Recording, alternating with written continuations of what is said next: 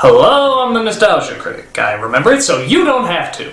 Well, it's been over a year since I listed the top 12 greatest Christmas specials, and though I still stand by the list, except maybe Christmas Story and Christmas Carol should have been a tie, a lot of people said there were even more specials that I was missing. So much so that I pretty much had no choice but to do another one. There's so many good specials out there, how can you just keep them to one list? These are sort of the runners-up, the next best after last year's choices. So, get ready, because this is the return of the Christmas specials!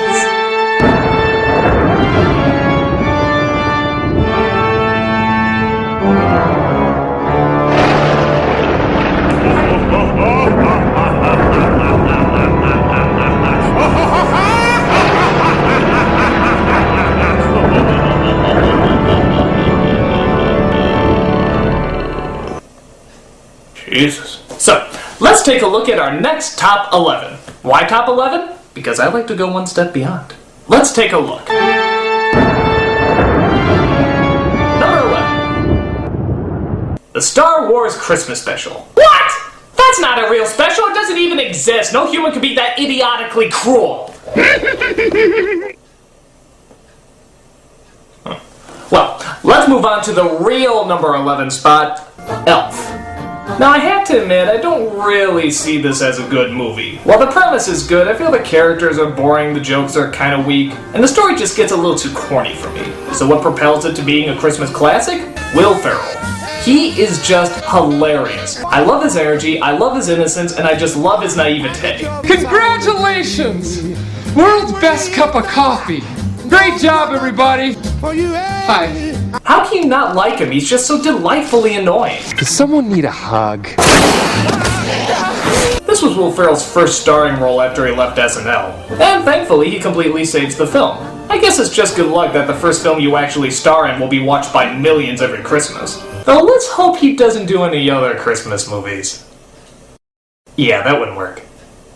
What can I say except sometimes one really funny man can in fact make a really funny Christmas special. Call me Elf one more time. Call me Elf. You're an elf. Oh. Number 10. The Garfield Christmas Special. This is another one that when you look at it isn't really anything spectacular. It's kind of cheesy and the songs get really lame at times. You can never find an elf when you need one. In fact, I think it's the first special to ever have yodeling in a Christmas song. It's a good old-fashioned Christmas, you're a lady. But unlike Elf, there are actually two things that keep people coming back. One is Garfield, of course. I mean, he's just a lovable character. A pure cynic, but still very funny and very likable. And the other is the family. I just love these guys. If you ever grew up on a farm or knew anyone that grew up on a farm, then you know these people.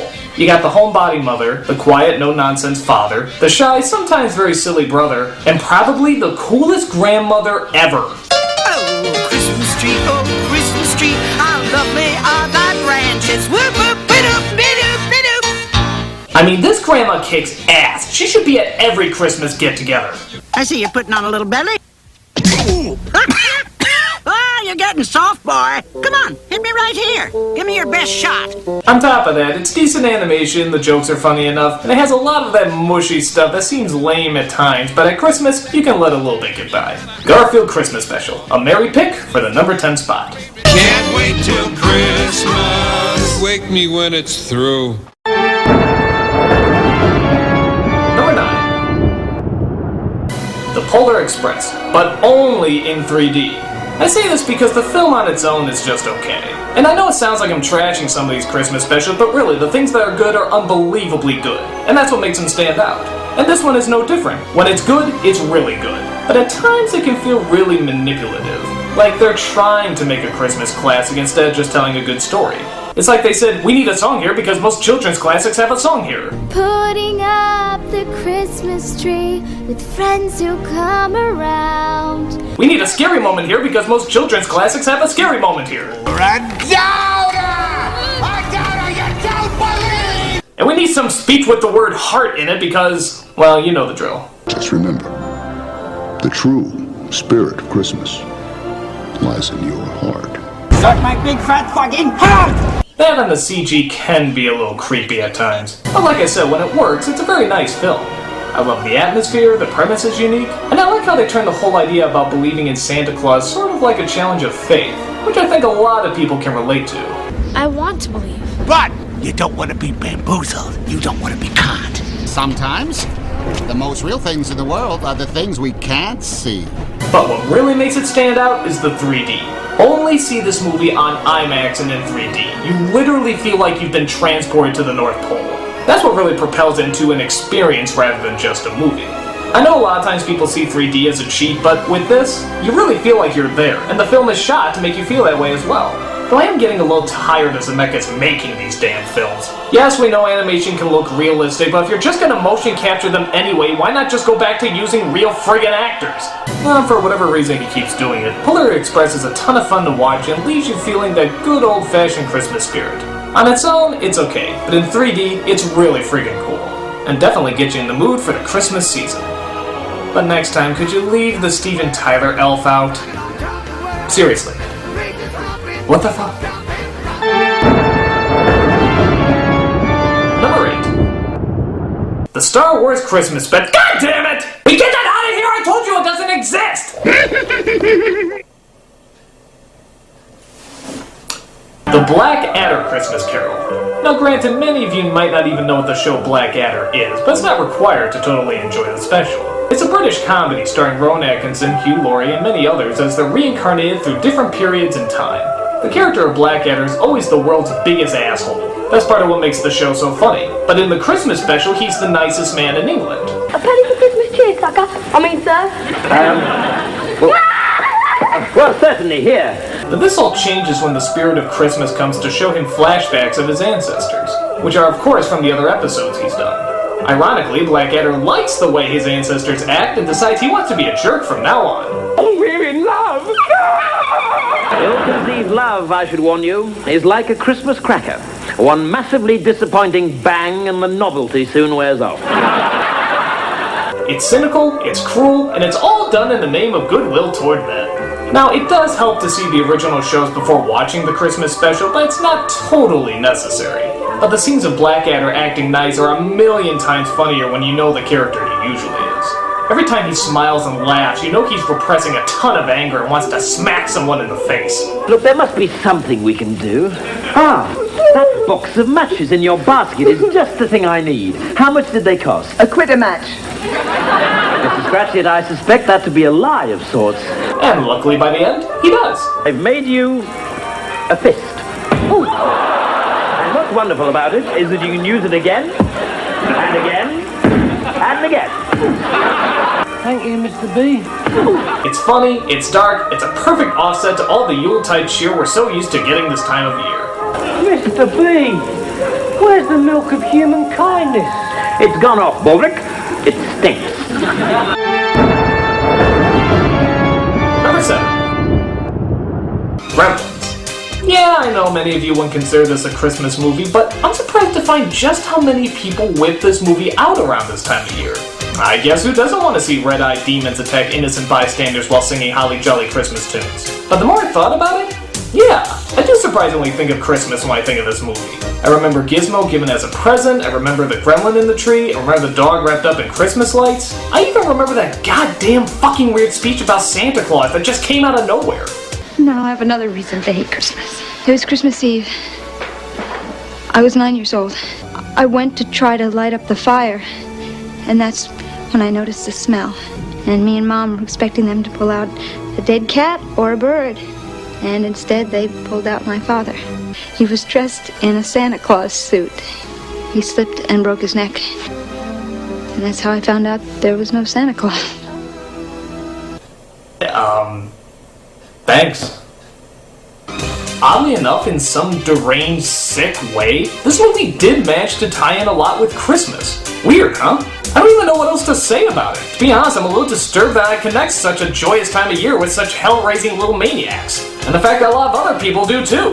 But hey, if everyone is watching at this time of year, at least I know I'm not the only one who's going crazy. And at least I can enjoy Christmas with all the other nutballs watching it with me.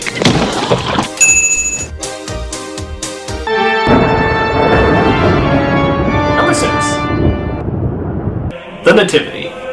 Well, yeah, sort of a no-brainer. The story of Christmas wouldn't be here without the story of Christmas. It's pretty straightforward, though they do address some areas of the story that many have overlooked. Like Joseph's reaction that Mary apparently had a virgin birth. He's about ready to actually stone her until the angel finally appears and set things right. Oh, really? Immaculate Conception, huh?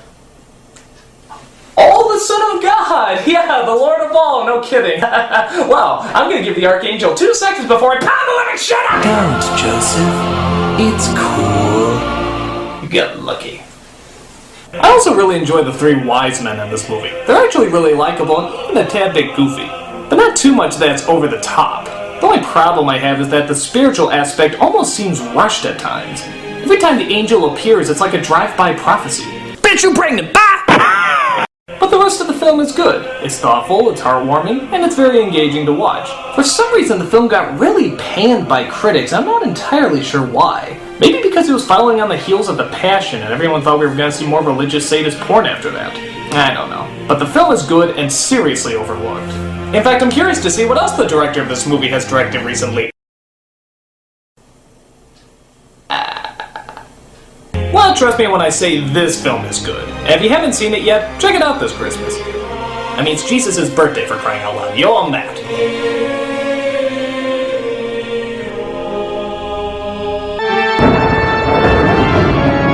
Number 5. The Pinky and the Brain Christmas Special. How can you go wrong with Pinky and the Brain? Our favorite mouse duo bent on world domination have a wild time trying to insert a hypnotizing doll into Santa's sleigh. Just act natural, Pinky. The jokes as always are great and the characters work off each other wonderfully, but what sets it apart from other episodes is the ending. I won't give too much away, but it's so beautifully cheesy but so surprisingly touching that it creates a wonderful piece of Christmas epicness. In fact, I'm actually a little shocked to hear that some people actually get teary-eyed at this ending. Who would have thought Pinky and the Brain could make anyone teary-eyed? And on top of that, it's just funny. You can always tell the writers are working really hard on this show and the laughs always come through. Who you working for? The Easter Bunny? The Tooth Fairy? Herschel the Hanukkah Goblin? The animation is great, the story's hilarious, and the good spirit of Christmas is always shining through. It's Christmas gold from beginning to end.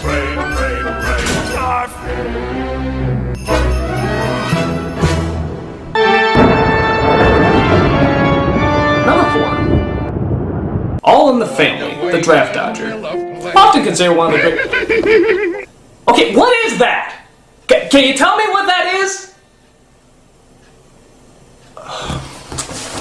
Often considered one of the greatest sitcoms of all time, All in the Family created a brilliantly uncomfortable scenario for almost every episode. They also did a ton of Christmas shows as well, but probably the most poignant was The Draft Dodger.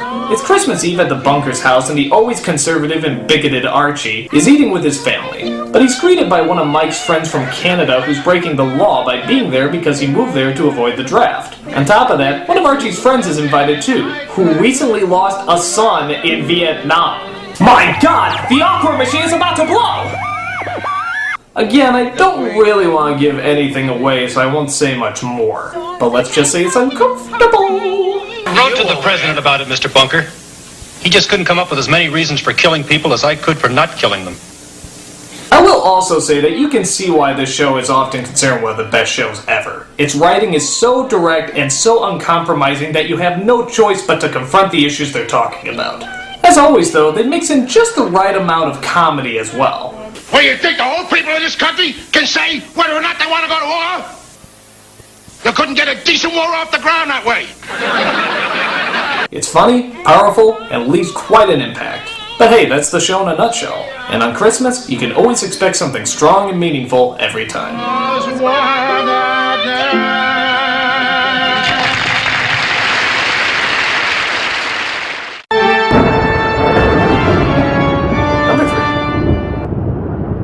Joas Noel. This film is starting to grow in popularity, but still not a household name. It truly is fantastic though, and deserves more recognition. It's based on an incredible true story set in the First World War. Scottish, German, and French soldiers are head-to-head in the trenches, ready to kill one another. But on the night of Christmas, they all amazingly agreed to a ceasefire because of the holiday. We were talking about a ceasefire for Christmas Eve.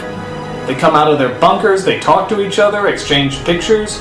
and even hold a mass. It's friggin' unbelievable. When you watch it, you really can't believe people can be this good. They form strong and powerful friendships that they don't want to destroy if they go back to war. Because of this, things get very complicated the day after, and the day after that, and even the day after that. Trying to kill a man you just called your friend a few days ago is near impossible, and this film shows the sacrifice that these men went through so that they didn't have to do it. Again, I don't want to give too much away, but the focus is on the night the troops stopped firing. They decided to show their fellow man the peace and love that Christmas is all about. It's an unbelievable story and is captured very well in this film. Trust me when I say if you haven't seen it yet, you're in for something special.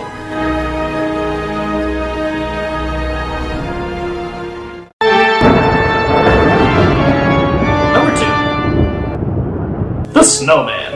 Yeah, I heard a lot of you complaining on the last list that I forgot to put this in. Well, here it is in all its animated glory, and it truly is wonderful. It's hard to describe exactly what makes it so good. I think it's just the fact that it's a relatively simple story that somehow really seems to teleport you to another world. There's no sound and no dialogue, but that just makes it stand out even more. The look is very unique and really offers a warm, imaginative look at winter. The story you've heard before. It's pretty much the tale of Frosty the Snowman. The boy makes a snowman, he comes to life, he flies. Well, that's fucking cool. And he takes him to a rocking party where there's like a bajillion other snowmen? Dude, I want to go to a snowman party.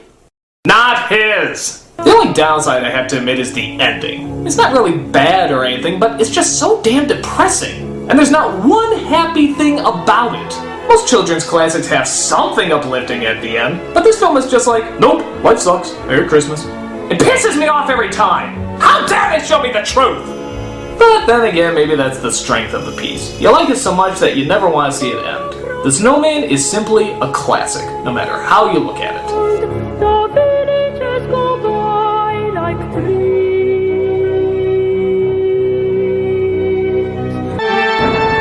And the number 1 next best Christmas special is Die Hard. It counts, it counts! It takes place at Christmas, therefore it's a friggin' Christmas movie. One of the best action movies of all time? How can you go wrong? It just kicks ass. Now for all of you saying, oh, it has nothing to do with the Christmas spirit, fuck you, it's Die Hard. Oh, this doesn't talk about Santa, Jesus, or the joy of the holidays. Fuck you, it's Die Hard. But this doesn't even have a moral. What can you possibly learn from Christmas by watching this? Fuck you, fuck you, fuck you, it's Die Hard! This is the action movie, and every Christmas I find more and more people watch it around the holidays. Yippee-ki-yay, motherfucker. It's action-packed, it's a great story. I mean, it's Die Hard! What more can you say about it? The title itself is practically an explanation about why it's so great. The movie even ends with the song Let It Snow. How many action movies end with Let It Snow? Let it snow, let it Aside from Die Hard 2, but Die Hard is better. This movie kicks ass, but it kicks even more ass at Christmas. The story is great, the action is great, the acting is great, it's just great. Die Hard, the merriest explosions of Yuletide cheer. This is their idea of Christmas. I gotta be here for New Year's. And that's my top 11. Okay, what are you laughing at? What's so funny? What, is the Star Wars Christmas special thing? Is that it? It's not that funny, okay? It doesn't exist anyway, you hear me? It doesn't exist! Excuse me one moment. Hello? A package for me? Well, okay, thanks. What a weird looking mailman. Huh, well, apparently I got a package in the mail. Huh, let's see what it is.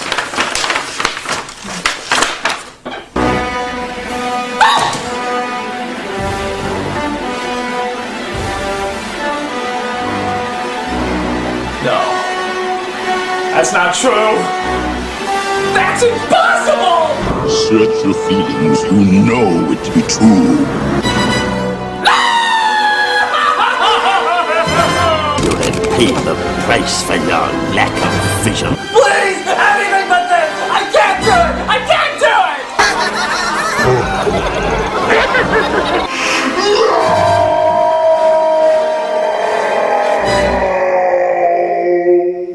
We would be honored if you would join us.